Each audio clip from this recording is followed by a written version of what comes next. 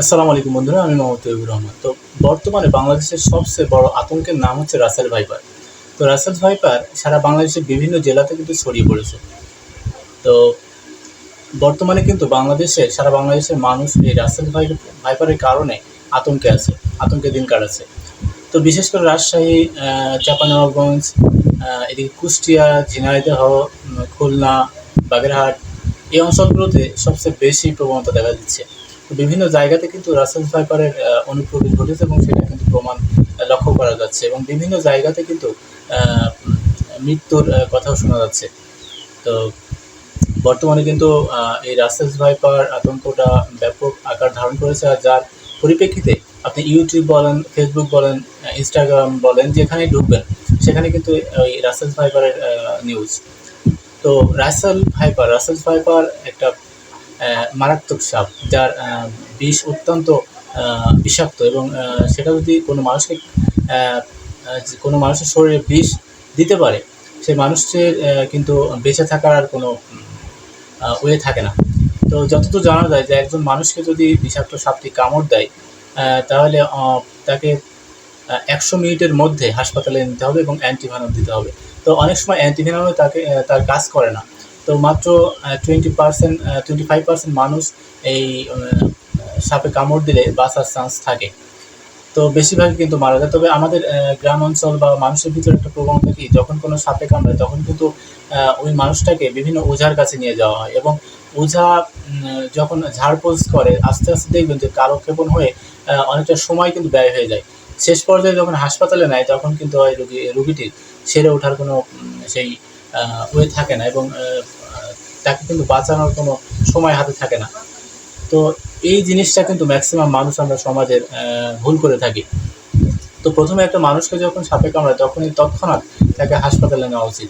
তো যতদূর জানা যায় যে রাসেল ভাইপারের কিন্তু কোনো অ্যান্টিভেনম বের হয়নি। তো বর্তমানে কিন্তু অন্যান্য যে অ্যান্টিভেনমগুলো আছে সেগুলোই প্রয়োগ করা হচ্ছে। তো বিশেষ করে এই সাপটি চন্দ্রপোড়া নামে বেশিরভাগ পরিচিত। বাংলাদেশ বলেন, বাংলাদেশের বিভিন্ন জায়গাতে চন্দ্রপোড়া নামে আমরা চিনে থাকি। তো রাসেল ফাইবারের ভিতরেও দুই প্রকার আছে। তো যেটা এখন বর্তমানে লক্ষ্য করা যাচ্ছে, দেখা যাচ্ছে এটা কিন্তু সবচেয়ে বিষাক্ত সাপ। তো এই সাপে কামড় দিলে যতদূর জানা যায় যে 85% মানুষই মারা যায়। তো একজন মানুষকে যদি অ্যান্টিভেনমও দেওয়া হয় তাও কিন্তু ২০-২৫ দিনের মাথায় গিয়ে মারা যেতেও শোনা গেছে। তো কতটা বিষাক্ত হিসাব করুন। তো আমরা বর্তমানে কিন্তু আতঙ্কে আছি সবাই। তো এই আতঙ্কটা বড় বিষয় না। জীবনের জন্য যত আতঙ্ক ছড়াবেন বা আমরা আতঙ্কিত হব, তত কিন্তু আমরা আমাদের মনের কাছ থেকে দুর্বল হয়ে যাবো এবং সেটা কিন্তু কাঁধের উপর চেপে পড়বে, মাথার উপর চেপে পড়বে। তো আমাদের এ বিষয়ে একটু সচেতন হওয়া উচিত সবারই। যারা কৃষক শ্রেণী আছেন বা সমাজের মানুষজন আছি, তারা আমাদের বাড়ির আশেপাশে বলেন, মাঠঘাট বলেন, যেখানেই থাকি না কেন একটু সচেতন থাকবো এবং বাড়ির আশেপাশে পরিষ্কার করবো, পরিচ্ছন্ন রাখবো। এবং আমরা যখন মাঠে যাব তখন একটু চারিপাশটা ভালোভাবে দেখে তারপরে যাব। সচেতনতা কিন্তু সবচেয়ে বাঁচার বড় মাধ্যম আমি মনে করি। এবং কোনো মানুষকে যদি কোনো সাপে কাটে, তৎক্ষণাৎ কিন্তু হাসপাতালে নিয়ে যাওয়া উচিত। কোনো কবিরাজ বলেন, কোনো হাতুড়ে ডাক্তার বলেন, তাদেরকে না দেখে একবারে কিন্তু আমাদের হাসপাতালে নিয়ে যাওয়া উচিত। আমাদের স্বাস্থ্যমন্ত্রী কিন্তু বলেছেন যে অ্যান্টিভেনম প্রত্যেকটা হাসপাতালে কিন্তু অ্যাভেলেবেল আছে।